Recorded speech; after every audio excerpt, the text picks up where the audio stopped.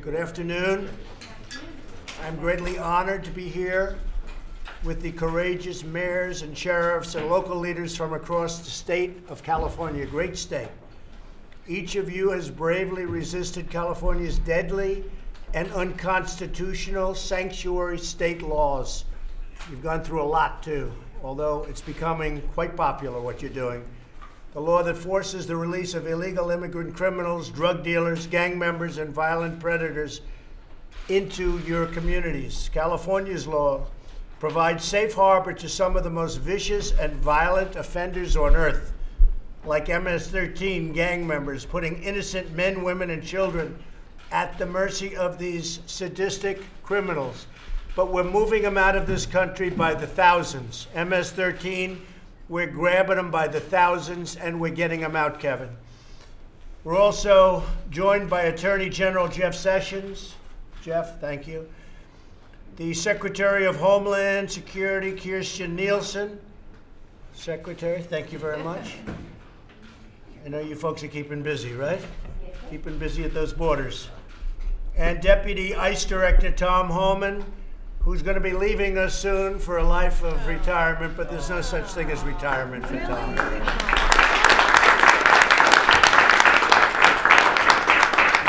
fantastic job. I really appreciate it very much, Tom. Incredible. I know that. Oh, you'll never leave the fight. No, you'll always be in. Also with us is House Majority Leader Kevin McCarthy, who has been a special friend of mine. He represents California's 23rd Congressional District, and he is very, very popular. Yes. And I just recently saw a poll of Kevin. I think the opposition might as well just go home because Kevin, they love him out there, and he's done an incredible job. He's brought it home, and we appreciate it, Kevin, the great job you've done for the country. Thank you very much. Unfortunately, Congress, and I have to say congressional Democrats, you take a look at what has been going on and what's going on with the laws, whether it's catch and release, whether it's any of the things that we're fighting for and so hard. Now, we have started the wall. We're spending $1.6 billion between fixing and starting. You know, Melissa, what's been going on. We're getting it up. We have a lot of folks in California, they don't talk about it, but they want the wall up, and they're very happy. That's one of the reasons we started in California, but we made a lot of progress on it. And now we're going for the full funding for the wall, and we're going to try and get that as soon as possible. But it's become a very popular issue. In January, the Los Angeles Police Department arrested an illegal immigrant from Mexico for drug possession. Instead of honoring the ICE detainer, they set him free. Just a few weeks later, he was arrested again, this time for murder. So they arrested him, they had him, they let him go. Tom, you've seen this. They let him go, and he killed somebody. And it's happening more and more. And we get him out as fast as we can. We have the worst laws anywhere in the world for illegal immigration. There's no place in the world that has laws like we do. Catch and release. Think of it. We catch somebody. We find out they're criminals. We end up having to release them, and they go into our society. Now, we do the best we can, I'll tell you. We do better than anybody. And our numbers are much better than in the past, but they're not nearly acceptable and not nearly as good as what we could have. We're down 40% from those other standards. So that's really good, meaning 40% crossings.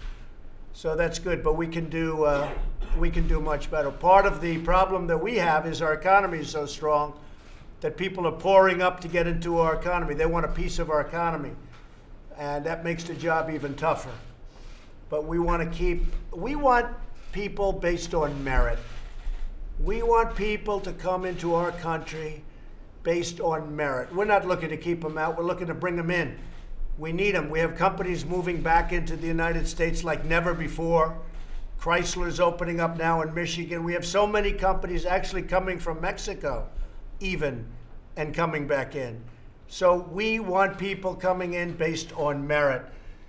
We all remember the tragic case of Marilyn Ferris in California, who was murdered by an illegal immigrant who had been arrested 6 times prior to breaking into Marilyn's home, raping her and savagely beating her to death with a hammer. And this is one example, but there are many examples. I've been saying it for a long time. We cannot let this butchery happen in America. The state of California's attempts to nullify federal law have sparked a rebellion by patriotic citizens who want their families protected and their borders secured. They want border security. They want protection. That's what we're all about. We're about protection, both from international and from, frankly, people crossing a border illegally. I will now go around the room and ask these incredible mayors and officials to discuss their brave stand on behalf of their constituents. They are very popular. They are very well respected. These are the top people. And they are people that other people listen to. And they listen to them from around the country. So I'll begin by asking California Assemblywoman Melissa Melendez, and you have been an inspiration to a lot of people, Melissa. So maybe you could say a few words and we'll go right around the room, okay? Thank you, Melissa. Mr. President. Thank you. I just want to start off by saying, on behalf of everyone here, thank you for inviting us. There are more people in California, I think, than you know, who support what you're doing, who believe in your agenda in securing our borders. Everywhere in between, from San Francisco to Los Angeles, you have millions of people who want to see that our borders are secure and that our neighborhoods are safe. So we want to thank you for what you're doing. I have been in office in California for 5 years now. And it's interesting to me that you've been in office for a year, almost? 17, 17 months. So 17 years would be nice. But you have invited us here to talk about this issue. I've been in office in California for 5 years. Not once has Governor Brown invited any Republican to discuss this issue in California, and it is a crisis. That's the point we're at in California. It's a crisis. So for me and my constituents, and those are Democrats and Republicans and independents alike, because I get emails from all of them, they don't want to see another Kate Steinle. That's what I hear every single week. They don't want to see another Kate Steinle. So when my husband and I talk about this issue, we have 37 years of service between the two of us. We both served in the Navy. That's where we met. We know a lot about what it takes to protect our way of life. What it means to protect other people, but we want to make sure that our citizens are protected. And I think the resistance that started in the Democrat Party, this is your Republican resistance right here against what they're doing in California. And beyond Republican. I mean, this has really become a Democrat issue, a Republican issue. I think a lot of the Democrat politicians don't understand what's going on because it's actually good politically. People want safety. Thank you very much. Thank you. I appreciate it. Thank you. Sam, go ahead. Thank you, Mr. President. I am a proud immigrant here from Lebanon. 30 years ago, I came here to live the American dream, and we did well. Jerry Brown wants to take this American dream from us. I see myself. He'll be retired pretty soon. I hope so. End of the year. End of the year. Somebody said he's going to run for president. I said, please run. But no, I think he's going to be retired, from what I understand, pretty soon. I see myself fighting for these values that made our country great, Mr. President. We are aligned with your goals. Here's the success story of Escondido. When I was elected mayor in 2010, I made the agreement with ICE. We brought 8 ICE agents to Escondido, to our police station. Since then, we deported over 2,700 illegal criminals from our city and made Escondido as safe as it was in 1980. This is a great success story, and our cooperation with ICE and the San Diego ICE is a very compelling model for the nation to follow.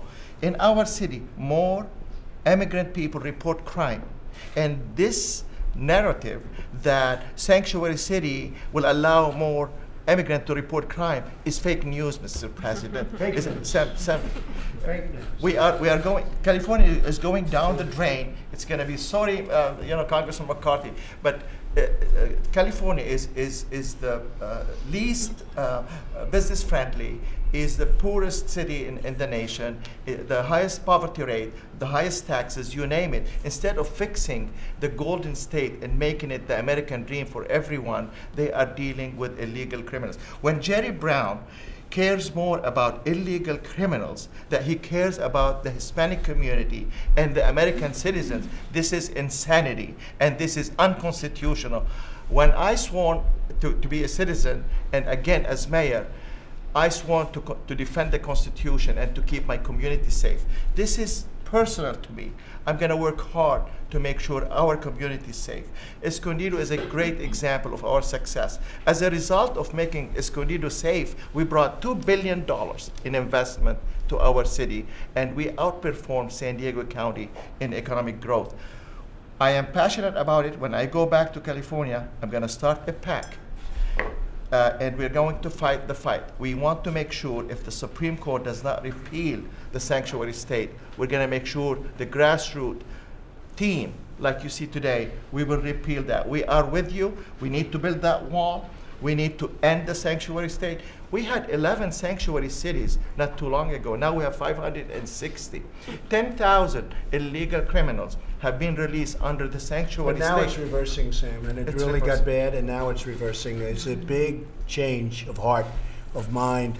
People don't want sanctuary cities. They're dangerous. They don't want them anymore. So, thank you, Sam. Most of the people support us, Mr. President. 65% of the Hispanics support us. The liberal, the Democrat, everybody is supporting in my city, 90% are with us. Thank you. And I'll tell you what, I had a lot more support in the state of California than people understand. That's too. right. Thank you. Check the voting records, folks. Thank you. I'm Please. Crystal from the city of San Jacinto, and can I speak frankly? Yes. I'm sitting here in this room in awe of God's power, how he can take someone who was homeless in a tent, make them the mayor of the city, and bring them before the President of the United States of America, who wants to hear the cry of our people, and that's what's going on. Our people are the ones hurting. Sacramento is angry because they lost an election. For God's sakes, get over it. They're angry, and you know what? Now we're more angry. They're releasing these criminals not by their houses. They're not releasing them by their houses. They're releasing them by our houses. Our children are at risk. My community is my family. You're putting my family at risk. Every day we're getting more and more reports from the police department about how they can't arrest these people. They arrest them, everything's a misdemeanor because it's not near Jerry Brown's house. It's not near the elected official's house. It's in our communities, and we're tired of it. We need help, Mr. President. We need help protecting the city of San Jacinto, Escondido, the state of California. All of us need help getting this solved. I was just at a church the other day. I was at my church, and I went over to another one, a Hispanic church. And all the people from the Hispanic church were out there. And they all came up to me, you tell Mr. Trump that we have a message for him. We want help. You see, every one of us came from somewhere else. We all came from different countries. My husband is from Mexico. My family came way back from before the Revolutionary War, and we've been fighting for this country ever since, fighting for the constitutional rights of our country. I'm not going to stop fighting for those rights. I'll fight. Look, it's coming back, and it's coming back fast. Faster than even the people in this room understand. Kevin understands what's happening. You see it maybe better than anybody. But it's coming back. People are tired of this nonsense, and it's happening. So don't give up the fight. Don't give up the fight. You are our leader. Thank you. Thank God for you. Thank you very much. So bless you. And yours is an amazing story. Thank you. Very Thank good. you. Thank you. Sheriff? Thank you, Mr. President. John DiAugustini. I'm the elected sheriff of El Dorado County, California. And the bottom line from sheriffs, and you'll hear from my peers as well, is we just want to do our jobs.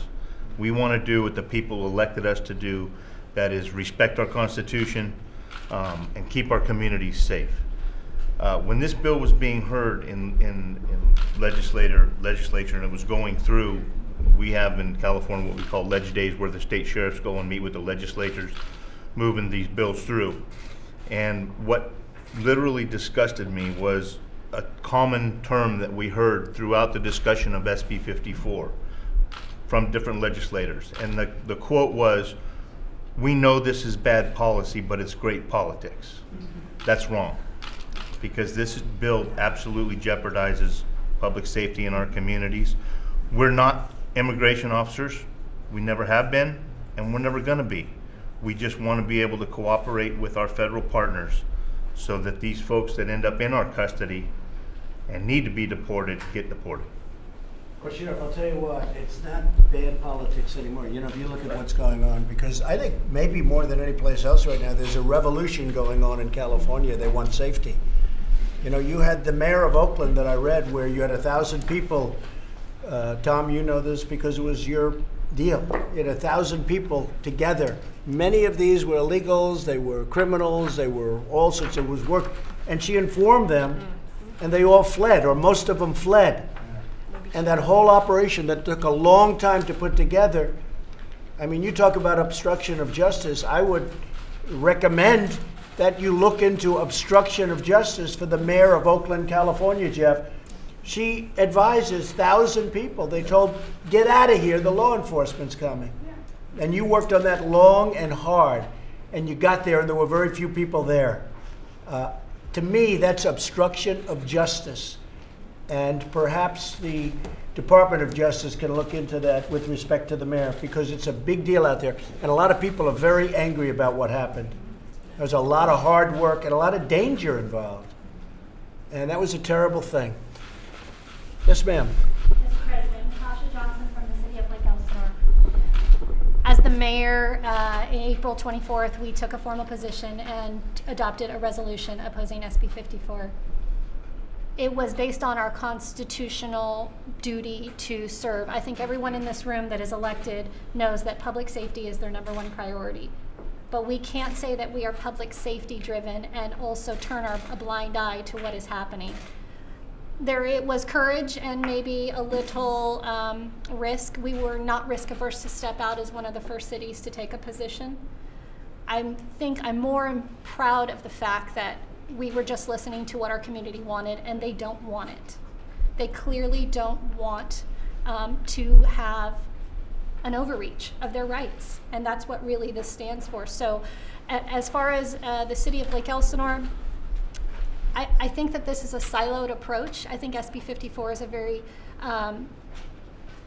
is a great representation, and I think maybe some have forgotten, maybe especially Sacramento, about a siloed approach right before 9/11. And some of the things that we really can look back in history and see. It's going to take a multi-agency approach. It's going to take coalition, a revolution, whatever you want to call it. But I'm completely impressed with the room and what we stand for.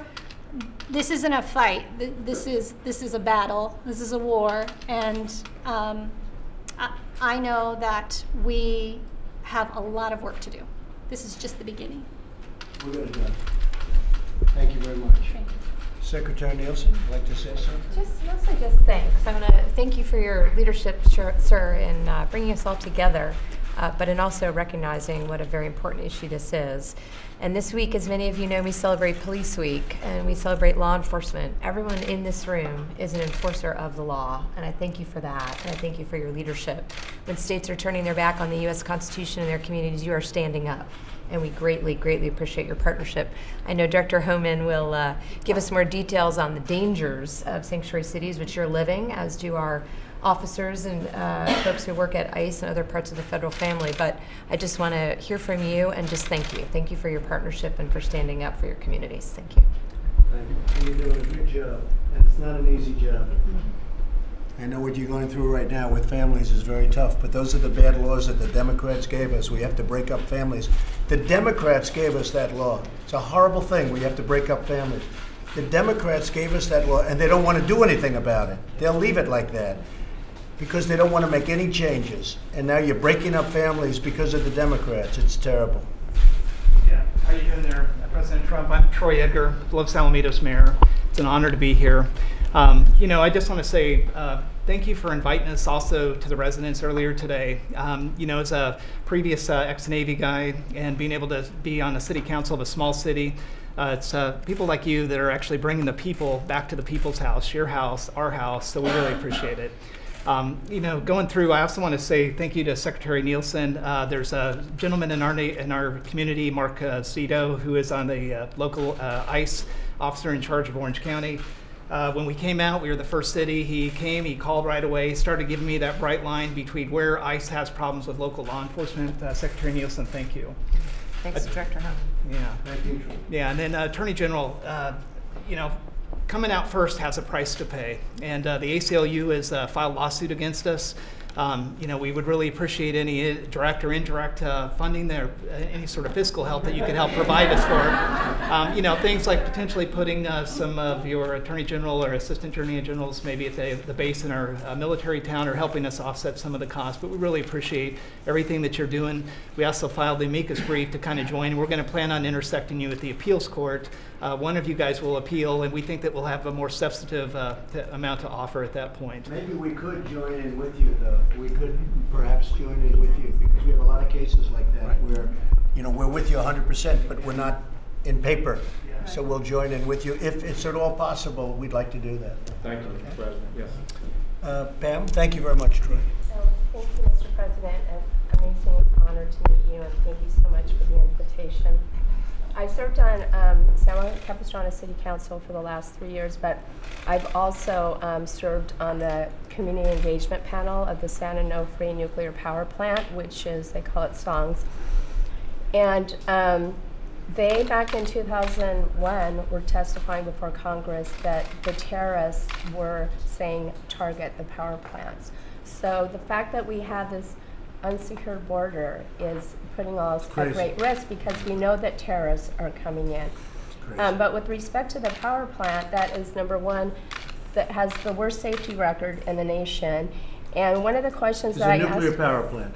Yes. And the terrorists are coming in alongside exactly, of the power plant. If you can get into that power plant with really, you can just drive in.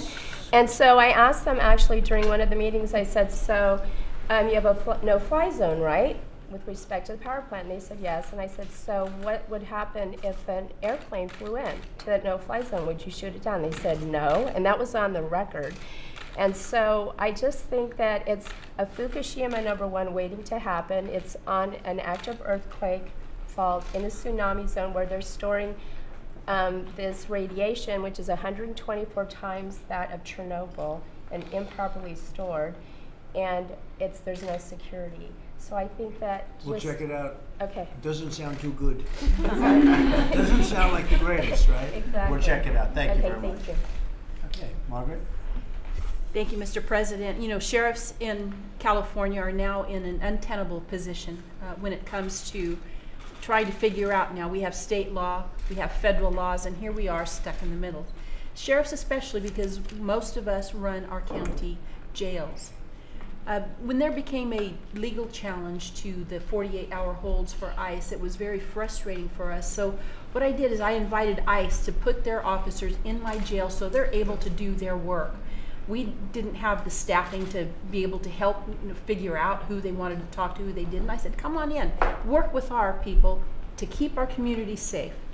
2 weeks later, Mr. President, Kate Steinle was murdered. Yeah. Now, I wasn't the only sheriff to do that. Sheriff Youngblood did, Sheriff Christensen, and it was perfect because we didn't have to take our time with our staff to do anything. ICE was in there doing their work in a safe, controlled environment, and then the initiatives started happening. The Trust Act, the Truth Act, and finally SB 54, the Values Act. And that is causing us all kinds of turmoil. So here we are, stuck in the middle, trying to decide. We have federal law, we have state law, and that's why I welcomed Attorney General Sessions' lawsuit, because that will provide us clarity that we need and direction that we need. What do we do? Because here we are.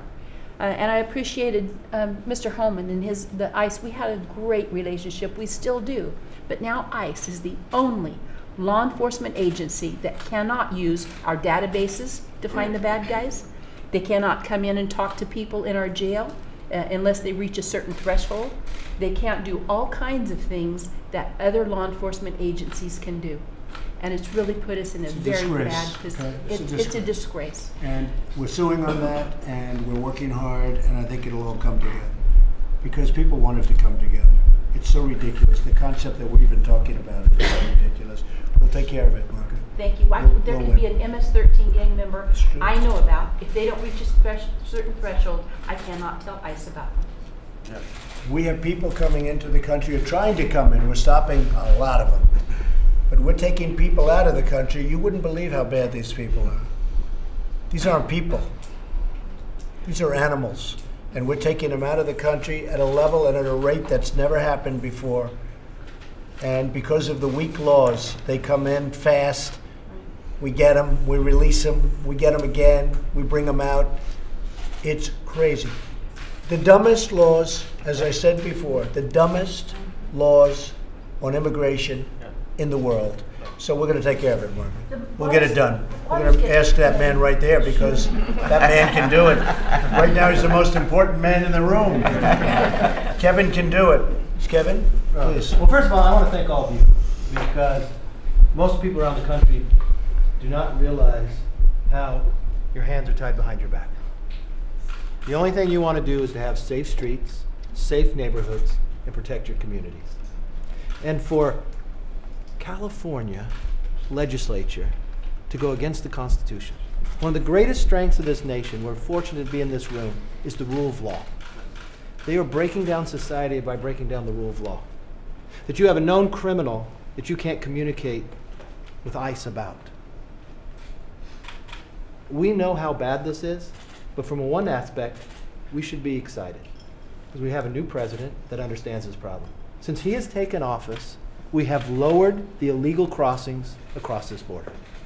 That stops gang members from coming across. He has started building the wall, $1.6 billion. And you know where that wall is starting to be built? In California. He has pushed a number of bills through. One, to try to stop sanctuary cities. To reward those who uphold the Constitution. Second, to stop the MS-13 gang members. And you know what's interesting after you move that bill? A governor of New York, Mr. Cuomo, who thought that wasn't a problem, I saw him sign one similar just the other day because he watched what was happening as well. So collectively, it was city councils and sheriffs. City council, not your full-time job, but you listened to your community. You saw the problem that was going on. So things are improving. And that's why I'm so thankful for this president to call us together, because collectively we'll be stronger. Secretary is doing an amazing job. I'll tell you the number of times we meet or call at all hours of night trying to make sure she can protect it. Attorney General just talked to me last night around 10 o'clock. And so from that perspective, we are in this together, but we're in it for the Constitution. We're in it for the security and the safety of our streets, and I thank you for leading the charge. Well, we want to thank you, Kevin. You have done an incredible job, and you're sort of going against the tide, but now the tide's sort of with us because you see it in the room. I mean, a year ago, 2 years ago, this would have been unthinkable to have you all in the room talking the way we're talking, but you're fed up with what's happening. And Kevin, thank you very much. You're doing really great. Stacy. Thank you very much. I just want to say thank you for your leadership in your office and on this issue. I am delighted and privileged to be here, and it is so wonderful to be here among all of you as well, because you're all on the front lines in your own communities fighting this fight. I was born and raised in California, been an attorney there for 24 years, got my start in the law when 3 strikes was starting out in California, and developed a real passion for prosecution. I was the appointed district attorney, and I've been the elected district attorney now for 4 years. And in the last 4 years, I have seen California become a disaster.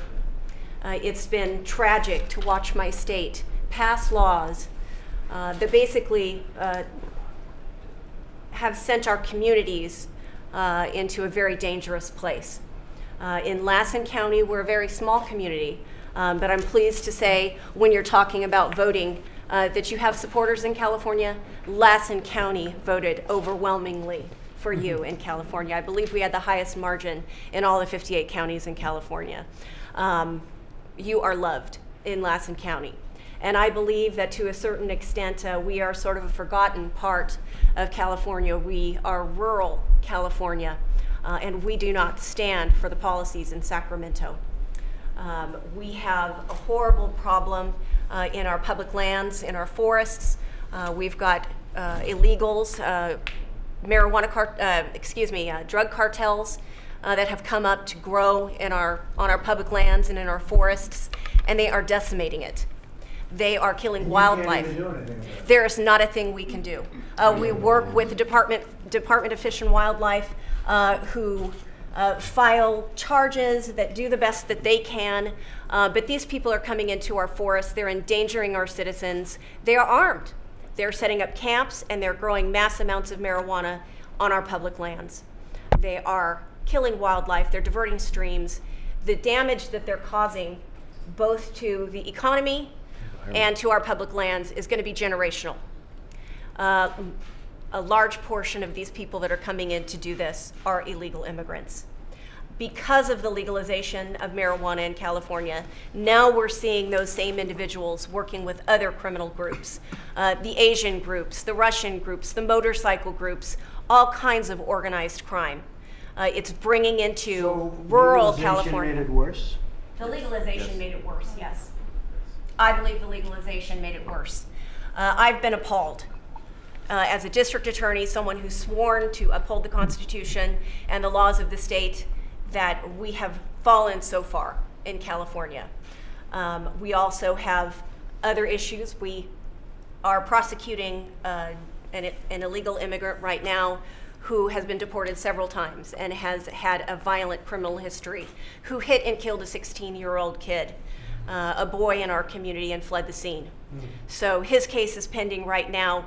After I brought the suit, I was promptly served with a gag order to prevent me from talking about the case.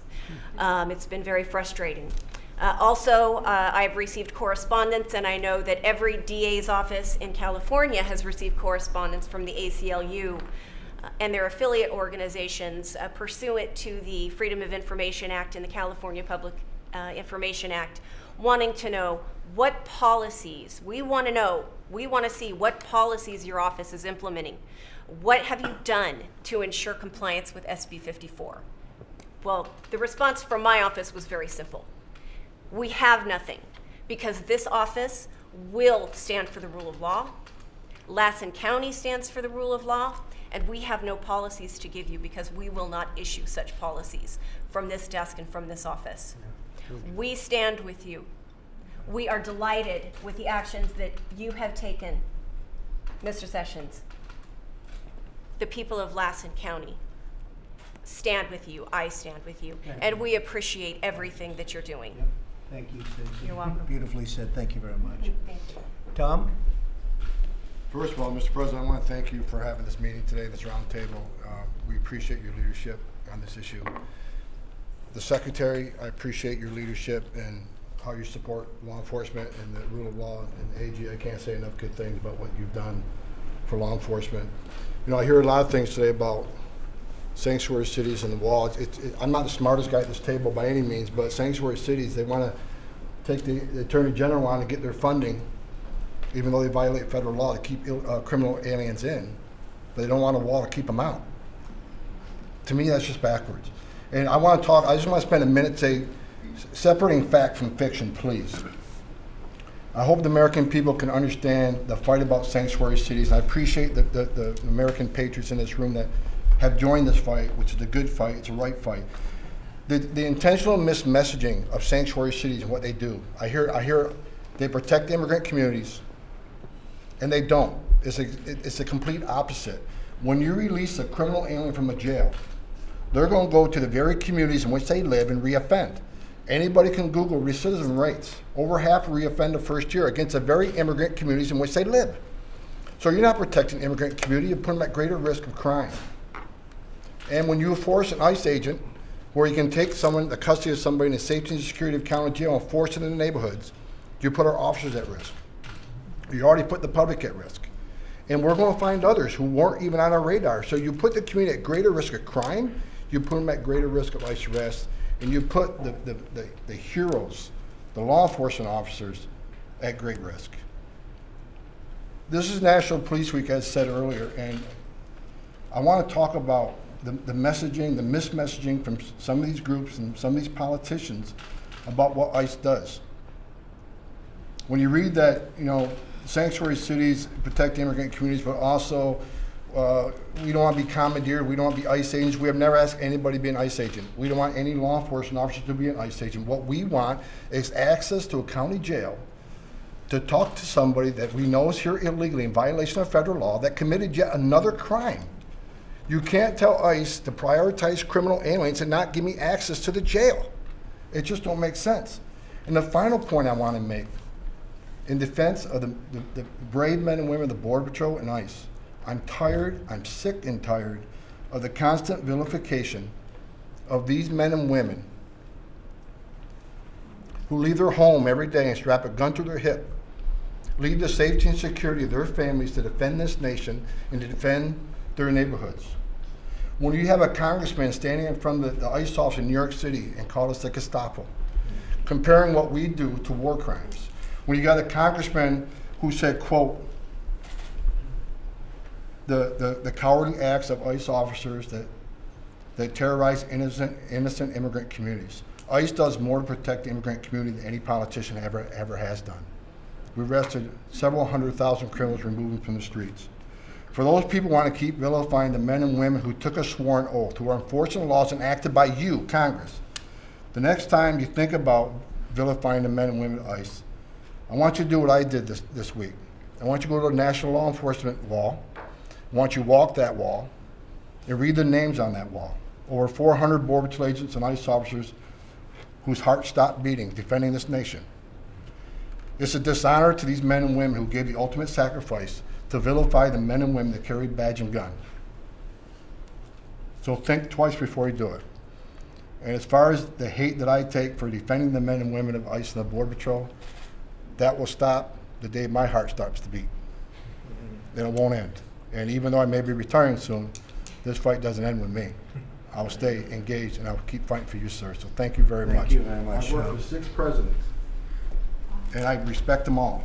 But no president has done more than you for border security and for law enforcement. I think every law enforcement officer at this table would agree with me. Thank you very much, Sean. That's very nice. That's a great compliment, believe me, because you have indeed worked for 6, and all 6 respected you greatly. None more than me. Thank you very much. I just wish you could have said that to the press, but you know, here's the good news. You have such a beautiful full head of hair. You look good even from that. I appreciate it, Tom. That's really nice. Thank you very much. Elaine? Good afternoon, Mr. President, and thank you for inviting us here to share our thoughts with you. I'm Elaine Genoway, Mayor of the City of Laguna Niguel in Orange County, California. And so really appreciate the opportunity to let you know what our residents are feeling. But first I'd like to ask Director Homan, please let the men and women of ICE know that they have our gratitude and our deep, deep appreciation for what they do. Thank you. But you know, Laguna Niguel took a stance against SB 54 because that is the greatest threat to the safety of all of California residents, all of our residents, all of our communities, and that includes our immigrant communities. The siloing or preventing law enforcement agencies from talking to each other is a threat to our agents and to the communities. And our country learned a very tragic lesson on September 11th. And that's what happens when law enforcement does not communicate. So isn't it ironic that in an age of calls for increased transparency, that the California legislature wants to prevent that? So we think that all of our residents deserve to live in a safe community. And also, Mr. President, there is an area where we need your assistance with. We will support you on preventing SB 54 and upholding what ICE does. But in California, we need your help with sober living homes. Orange County has become known as the Rehab Riviera. So HR 5724 is just being introduced, and we would appreciate help with that because local control is being attacked from Sacramento every single day, and that is one other issue. Okay, thank you. All right, thank you very much. Appreciate that. Steve Miller, would you like to say something? Just what an honor it is to be able to work for a president who has the backs of our law enforcement officers. Everything you're doing every day is saving so many lives all across this country, and it's just an endless honor to be a part of it in even any small way. So thank you, sir. Great job you did. Thank you. Good afternoon, Mr. President. It's an honor to be here. I'm Kristen Gaspar, representing the largest county here today, San Diego County. I have 3.5 million constituents that I'm responsible for their public safety. If you look around this room, your tiny but mighty team, this is what Governor Brown classifies as low-life politicians. Well, here we are. You've heard about the problems, you've heard about the statistics, and I could have thought of a million things to say to you.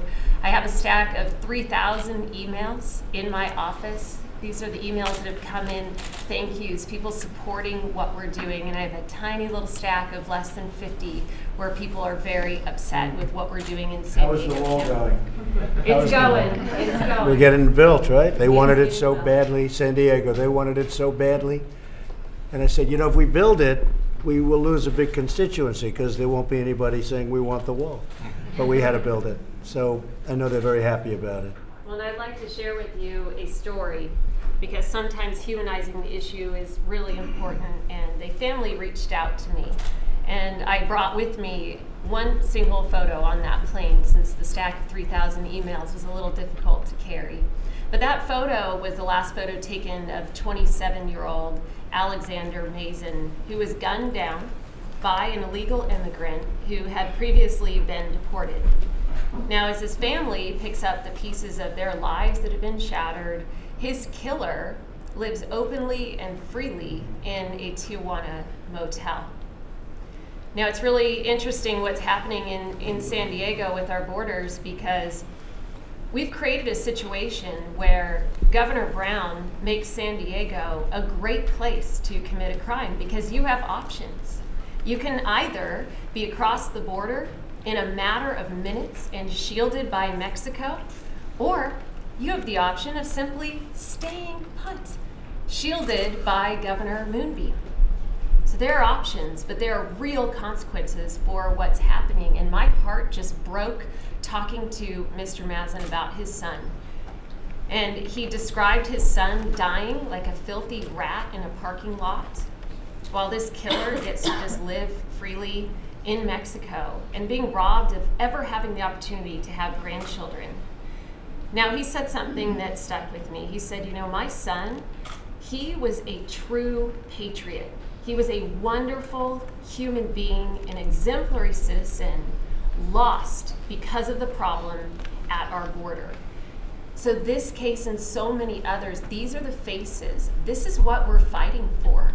And we're all in because we're going to fight to protect our public safety, and we are going to speak freely about this issue until we can look back at our own children and guarantee their safety in our community.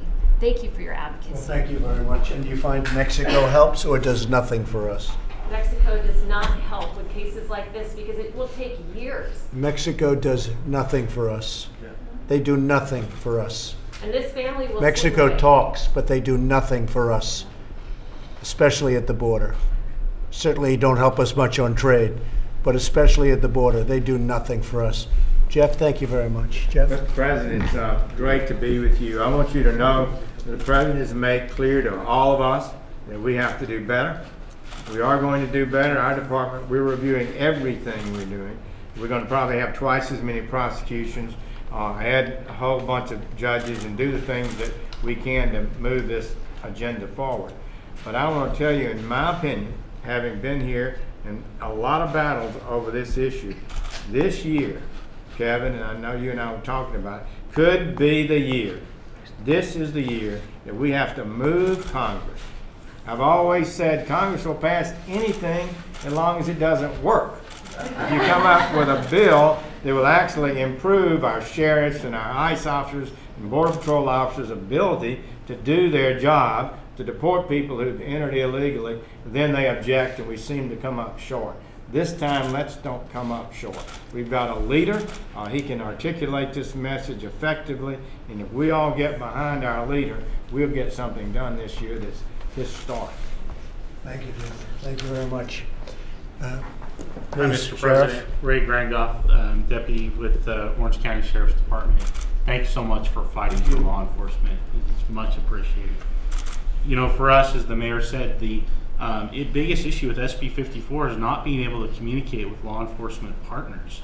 We need to be able to talk. And since 9/11, we have done a great job of opening up the communication at the local, state, and federal level and addressing our shared threats. And in communicating with ICE, we were able to address the shared threat of getting criminal offenders off our streets.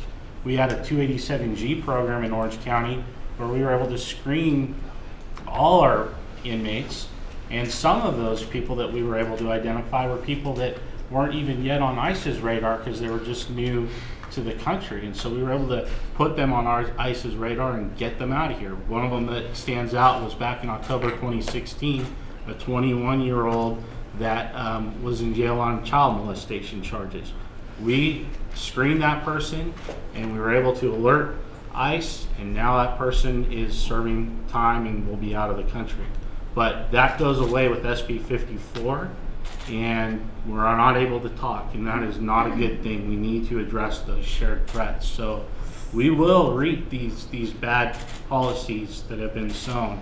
But the lawsuit and what your administration is doing to fight that is a huge help. So keep it up, and thank you so much. Thank you very much. I appreciate it. Hi, Julie Heckworth, McIntyre, City of Barstow. We have the longest cul-de-sac. The National Training Center is 27 miles from the City of Barstow. When we joined the amicus brief, we recognized that myself and my council members was that federal law reigns over immigration, not the state. What is happening and listening around this table of what's happening in other communities, I haven't had anything personal from the ICE of illegal immigrations yet, but I know it's coming because we can't enforce anything. Crime rate is up in California, and it's going to continue to rise as long as these policies are blanketed across California. And they're not talking to the small communities. We talk to our citizens every day. They're afraid. We have the crime rate in the nation is way down, but in California it's up because of the ridiculous laws. Yes. Go ahead. And I just appreciate, Mr. President, for you here listening to our concerns, listening to, it's going to take all of us, and I think we're ready to make the fight to California to say enough's enough. We're done. The blanketed policies across California aren't working. So we need help. I'm glad that you're making this fight known. We appreciate everyone in your staff and your administration helping and pushing through to make sure that our communities are safe. Thank you very much. Appreciate it. Thank you. Mr. President, I'm Ward Kusamoto from the tiny town of Los Alamitos, and we were first and we were boldest. And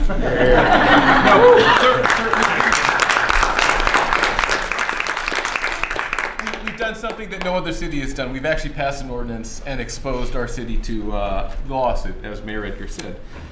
And in this experience, there's a silent majority of patriots out there. I'm sorry, I'm getting broken up. That they want this. They want us to do what we're doing. And then anyone with common sense knows this California Values Act was put in place to protect those that are here breaking the law.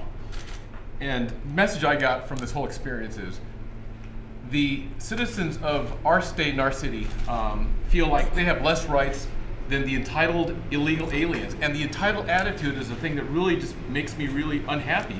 They feel that they're entitled to something that we don't even get. So please, sir, we need your help. We appreciate your leadership.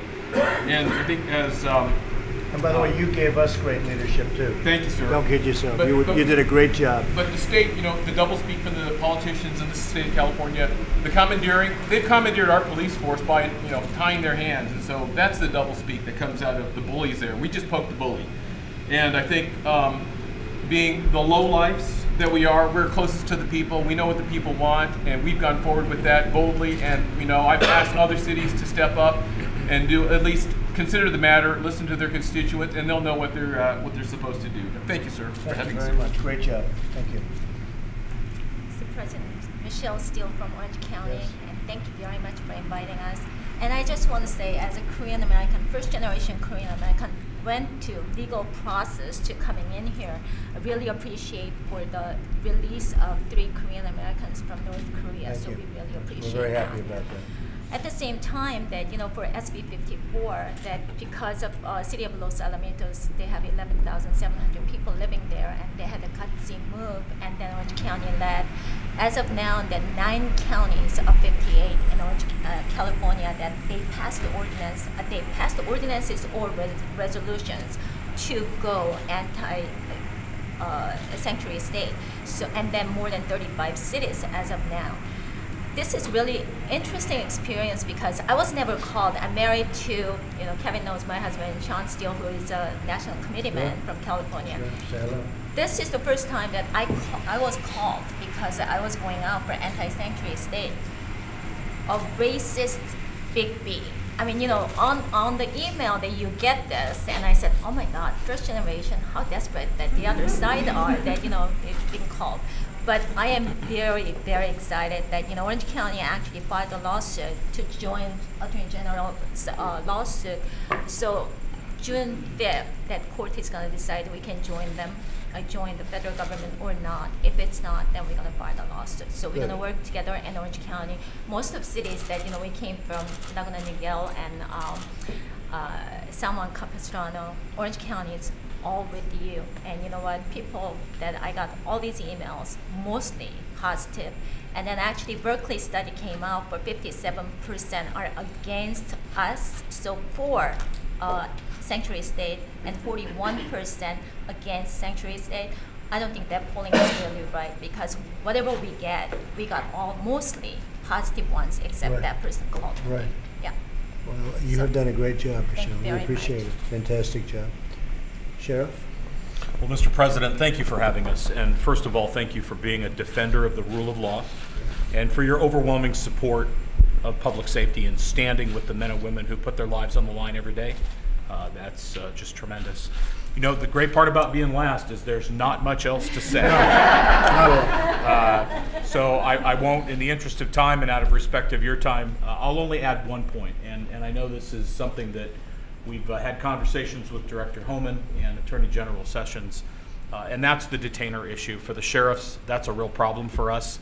The federal court has said that honoring detainers is a violation of the Fourth Amendment. That puts us in a very precarious position from a liability standpoint, and we really need to be able to do our jobs without all of the interference that's going on. And certainly, I'm going to reaffirm Director Homan's comments. We have an outstanding relationship with ICE. We work very closely with them. Since 9/11, sir, we have an unbelievable partnership with our federal law enforcement agencies, and there shouldn't be anybody interfering with a sheriff's ability, a chief's ability, or anybody in this room at this table today from defending people against those who exploit and victimize them. There should be no interference in our ability to protect our communities, to protect our national security. I'm privileged to live in the Central Valley where agriculture is the #1 economic industry. Multi-billion-dollar industry. We feed the world. ICE is not out sweeping through those agricultural communities. We're looking for the people, the criminals, not the people who are working, seeking a better life in America, send their kids to school, are out every day in agriculture, whether that's nuts, fruit, poultry, dairy, you name it. That's not what we're doing, sir. We're focused on those individuals who victimize and exploit the weak and defenseless, and we should be able to do that without interference. Thank you for having us. Thank you, Adam. That's fantastic. I want to thank everybody for being here. Very special people, and we are step by step, we're bringing it back, and we will bring it back. We will not fail. We'll bring it back. So thank you very much. Thank you very much, please. Let's go. Let's go.